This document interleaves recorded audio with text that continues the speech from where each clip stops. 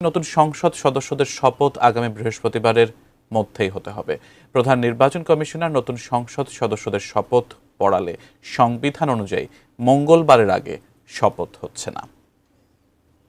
আন্তরিক স্বাগত জানাচ্ছি। সংবিধানে নতুন সংসদ সদস্যদের শপথ পড়ানোর দায়িত্ব আগের সংসদের স্পিকারের, কিন্তু এর আগের সংসদের স্পিকার ডক্টর শিরীন শারমিন চৌধুরী 2024-এর গণঅভ্যুত্থানের পরপরই রাষ্ট্রপতি বরাবর পদত্যাগপত্র পাঠিয়ে দেন এবং রাষ্ট্রপতি তার পদত্যাগপত্র গ্রহণ করেন।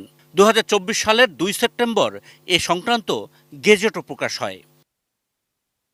সংবিধানের 74 অনুচ্ছেদ অনুযায়ী স্পিকার পদত্যাগ করলে সেই আসন শূন্য হলে ডেপুটি স্পিকার ভারপ্রাপ্ত দায়িত্ব পালন করবেন।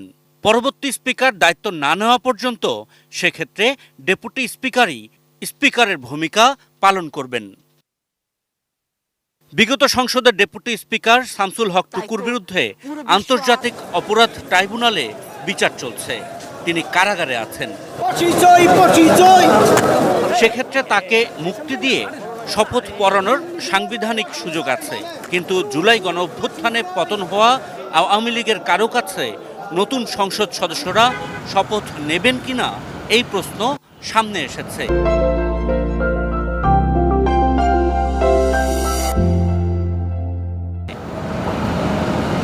এই সমস্যার সমাধান সংবিধানের 148 অনুচ্ছেদে দেয়া আছে, যেখানে বলা হয়েছে স্পিকার বা তার অনুপস্থিতিতে ডেপুটি স্পিকার নতুন সংসদ সদস্যদের শপথ গেজেট প্রকাশের 3 দিনের মধ্যে পড়াতে না পারলে সেই দায়িত্ব পালন করবেন প্রধান নির্বাচন কমিশনার।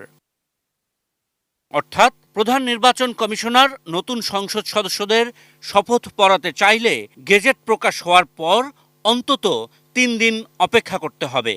তাই শনিবার নতুন সংসদ সদস্যদের নির্বাচিত হওয়ার গেজেট প্রকাশ হলে সংবিধান অনুযায়ী মঙ্গলবারের আগে তাদের শপথ পড়ানো সম্ভব হবে না।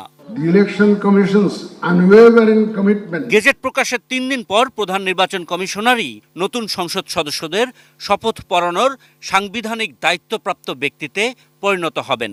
তবে তাকেও শপথ পড়াতে হবে পরের 3 কার্যদিবসের মধ্যেই। তাই শনিবার গেজেট প্রকাশ হলে নতুন সংসদ সদস্যদের শপথ গ্রহণ মঙ্গলবার থেকে বৃহস্পতিবারের মধ্যেই হতে হবে। Ashikur Rahman Apu, ATN news, Dhaka.